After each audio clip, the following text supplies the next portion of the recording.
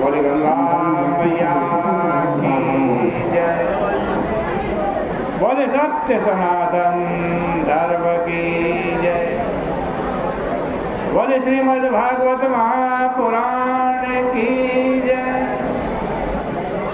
पतित पावनी कलिमल हारिणी मोक्षदायिनी मंगलकारिणी माँ गंगा मैया का ये पवित्रतम तीर्थ हर की पेड़ी ब्रह्मकुंड है और यहाँ प्रत्येक दिन श्रीमद् भागवत जी की चर्चा श्रवण कर रहे हैं।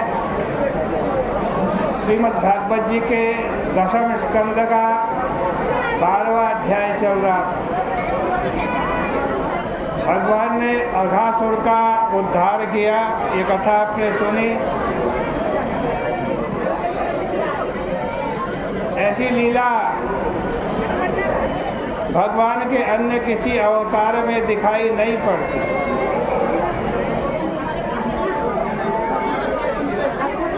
पापी को तो बहुत ने तारा है, परंतु स्वयं पाप को तारने की लीला कहीं पर भी देखने में नहीं आती। यह तो भगवान श्री कृष्ण ही है जिन्होंने साक्षात पाप अघासुर के भीतर अपने भक्तों के साथ प्रवेश किया और वहाँ भक्तों ने श्री कृष्ण की ध्वनि मचाई तथा श्री कृष्ण की चरण धूलि पड़ी। तब वह स्वयं पाप होने पर भी पाप नहीं रहा, शुद्ध हो गया और शुद्ध होकर के परमेश्वर से एक हो गया। इस समय सृष्टि में ऐसा महोत्सव मनाया गया कि उसकी ध्वनि ब्रह्मलोक तक पहुंची। ब्रह्मा जी को यह उत्सुकता हुई कि हमारे नगर के बाहर ब्रह्मलोक में एक ऐसा उत्सव हो रहा। वे ब्रह्मलोक में पहुंचे तो मालूम हुआ कि स्वर्ग में कुछ हो रहा। स्वर्ग में गए तो मालूम हुआ कि मृत्यु लोक में कुछ हो रहा। मृत्यु लोक में आए तो मालूम हुआ कि ब्रज में वृंदावन में कुछ हो रहा। फिर जब वे वृंदावन आए तो वहाँ श्री कृष्ण की महिमा देख करके दंग रह गए। उन्होंने कहा कि पाप की मुक्ति तो हमारे संविधान में नहीं है, इसलिए श्री कृष्ण ने पाप की मुक्ति करके असंवैधानिक कृत्य कर डाला। बड़ा आश्चर्य हुआ उन्होंने। ब्रजवासी बहुत दिनों तक उस मरे हुए अजगर के चाम से खेलते रहे। उसके वध की कथा 1 वर्ष के बाद ब्रज में पहुंची। अघासुर के उद्धार से ये तात्पर्य निकलता है कि कोई बड़े से बड़ा भी पापी क्यों ना हो, मूर्तिमान पाप ही क्यों ना हो, यदि उसके घर में भगवान के भक्त आ जाएं और भक्तों के पीछे पीछे भगवान भी आ जाए, भगवान की मनोमय प्रतिमा भी हृदय में आ जाए तो भागवती गति प्राप्त होती है। फिर भगवान स्वयं आ जाए तब तो कहना ही क्या। यह भगवान के स्पर्श की महिमा है, इसमें कोई आश्चर्य की बात नहीं है।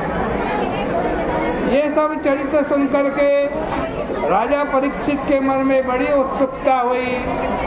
उन्होंने पूछा कि महाराज, अघासुर के वध का वृत्तांत एक वर्ष तक ब्रज में क्यों नहीं पहुंचा?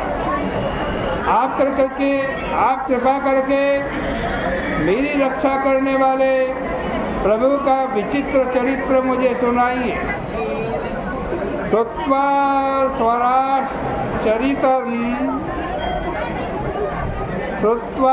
स्वरातुश्चरितं विचित्रम। मुझको बड़ा कौतूहल है, आप जैसे महापुरुष मुझे पुण्यामृत कथा का पान करा रहे हैं। राजा परीक्षित का प्रश्न सुनकर सुखदेव महाराज जी को कथा याद आ गई और वे समाधिस्थ हो गए। भाव समाधि में सुखदेव जी लीन हो गए। जब उनके ऊपर जल छिड़का तब बड़े कष्ट से कृच्छ्रात लिखा है, अपनी बहिर्मुखता प्राप्त हुई और बोलने की शक्ति मिली।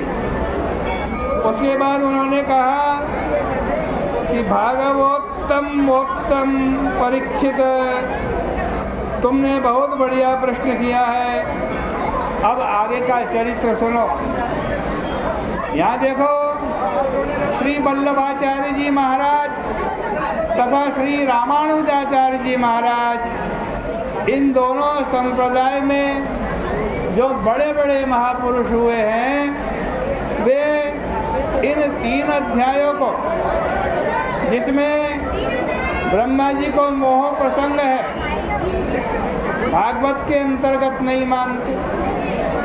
किंतु श्री शंकर संप्रदाय के श्रीधर स्वामी, श्रीमन मध्व गौड़ेश्वर संप्रदाय के आचार्य श्री जीव गोस्वामी, श्री रूप गोस्वामी, श्री सनातन गोस्वामी, श्री विश्वनाथ चक्रवर्ती तथा निम्बार्क संप्रदाय के बड़े बड़े महापुरुष इन तीनों अध्यायों को भागवत के अंतर्गत मानते हैं।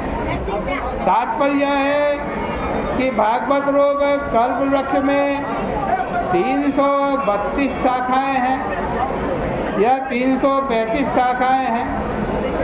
इस बात को लेकर के आचार्यों में मतभेद है, परंतु उस पर टीकाएं सभी संप्रदायों की प्राप्त होती है। श्री वल्लभाचार्य जी महाराज ने भी इन तीनों अध्याय को प्रक्षिप्त तो कहा है, परंतु यह मान करके कि ये जो अध्याय हैं ये पुराने समय से चले आ रहे हैं, इन पर टीका की। पुराणों में श्रीमद् भागवत जैसे सर्वमान्य ग्रंथ कोई नहीं है। विष्णु पुराण बहुत ही उत्तम कोटि का है, निस्संदेह उसकी टक्कर का ग्रंथ देखने में नहीं मिलता। आज कहते हैं हमारे लिए सभी आचार्य प्रणम्य हैं, परंतु श्रीमद् भागवत की बात तो विलक्षण है, इसलिए इसको कल्प वृक्ष कहा गया। हमारा कहना यह है कि श्रीमद् भागवत रूपी कल्प वृक्ष में 332 शाखाएं मानो या 335 शाखाएं मानो, सभी फलप्रद हैं। हमारे लिए सभी आचार्य पूज्य हैं। किसी के भी मत का खंडन करने की आवश्यकता नहीं है। अपने अपने संप्रदाय के अनुसार सभी की मान्यता कल्याणकारी है। इस प्रकार से श्रीमद् भागवत महापुराण का 10वें स्कंद का ये 12वां अध्याय भी परिपूर्ण हो रहा है। बोले कृष्ण कन्हैया लाल की जय।